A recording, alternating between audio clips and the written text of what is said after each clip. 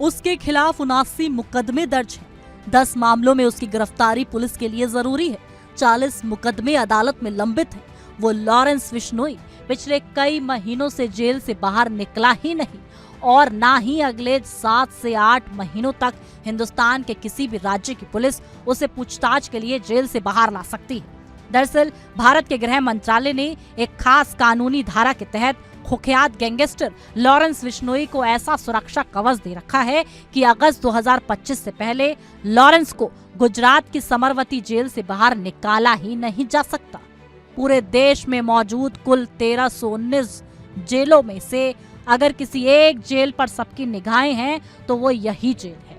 कहने को गुजरात की कुल 16 जेलों में से ये एक सेंट्रल जेल है, लेकिन अहमदाबाद में मौजूद यही वो सेंट्रल जेल है जो इस वक्त हाल के वक्त में पुलिस और मीडिया के बनाए सबसे बड़े गैंगस्टर लॉरेंस बिश्नोई का पता है। इस वक्त इस जेल के अंदर करीब 2600 कैदी बंद हैं और इन्हीं 2600 में से एक है लॉरेंस बिश्नोई। जेल के 2 हिस्से हैं, एक नई जेल और एक पुरानी जेल। लॉरेंस इस वक्त पुरानी जेल में बंद है।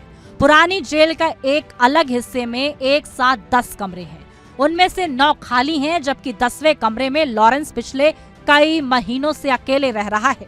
पिछले लंबे वक्त से जब से लॉरेंस जेल लाया गया तब से लेकर अब तक कोई भी बाहरी आदमी उससे नहीं मिला और इतने लंबे वक्त में न कभी उसके घर वाले उससे मिलने आए, न कभी किसी बाहरी शख्स को उससे मिलने की इजाजत दी गई, न किसी और कोर्ट में पेशी के लिए वो खुद जेल से बाहर गया। और तो और इन 14 महीनों में आमने सामने कभी वो अपने वकील से तक नहीं मिल पाया। अलबत्ता इस दौरान कुछ मुलाकातें जरूर हुई, केस को लेकर वकील से कुछ बातें भी हुई, लेकिन ये सब कुछ वीडियो कॉन्फ्रेंसिंग के जरिए हुए। यानी एक लाइन में कहें तो जेल आने के बाद से पिछले कई महीने से जेल के कुछ खास स्टाफ को छोड़ दें तो लॉरेंस तनहा ही रह रहा है। अब सवाल है कि जब देश में कानून एक है, जुर्म की सजाएं एक हैं, अदालत के काम करने का तरीका एक है, तो फिर जब ड्रग केस में गुजरात ATS लॉरेंस बिश्नोई को भटिंडा से निकालकर अहमदाबाद ले जा सकती है, तो बाकी राज्यों की पुलिस अपने अपने मुकदमे के लिए उसे जेल से निकालकर ट्रांजिट रिमांड पर अपने राज्य क्यों नहीं ले जा सकती?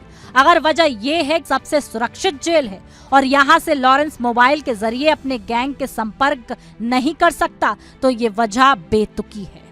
अब एक ऑडियो याद होगा आपको जिसमें आवाज थी अतीक अहमद की।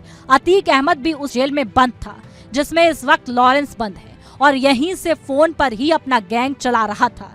एक वीडियो कॉल की ही बात की जाए तो साल 2013 में वो सामने आया था, जिसमें समरवती जेल में बैठकर लॉरेंस बिश्नोई पाकिस्तान के एक ड्रग माफिया डॉन शहजाद भट्टी से बात कर रहा है, उसे ईद की मुबारकबाद दे रहा है। ये 2 बातें काफी हैं ये बताने के लिए कि जेल कितनी हाई सिक्योर है। आपको इसको ऐसे समझना होगा, पहले यूपी के माफिया अतीक अहमद ने 2019 से 2023 तक इसी जेल से अपना काला कारोबार चलाया। वह लखनऊ के बिल्डर से लेकर नेताओं तक जबरन वसूली कर रहा था। अब इस जेल को गुलजार कर रहा है गैंगस्टर लॉरेंस बिश्नोई।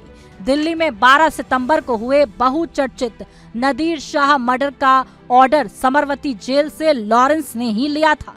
ये दावा है सरकारी गवाह बने दिल्ली के गैंगस्टर हाशिम बाबा का, जिसके शूटरों ने नादिर मर्डर को अंजाम दिया था। यहाँ तक कि स्पेशल सेल की चार्जशीट के मुताबिक बाबा ने बयान दिया था कि लॉरेंस ने कॉल कर जेल में भरपूर सुख सुविधाएं मिलने की बात कही थी। 2 फोन भी दिखाए थे। दिलचस्प ये है कि बाबा तब दिल्ली की मंडोली जेल में बंद था, जो खुद फोन चला रहा था और पुलिस इस फोन को बरामद नहीं कर सकी थी। ऐसे में जिस तरीके से लॉरेंस जेल में बंद है वो कितनी सिक्योर है, कितनी सुरक्षित है, आप इन तमाम बातों से समझ गए होंगे। इस पर आपकी क्या राय है? कमेंट बॉक्स में अपनी राय जरूर पेश करें।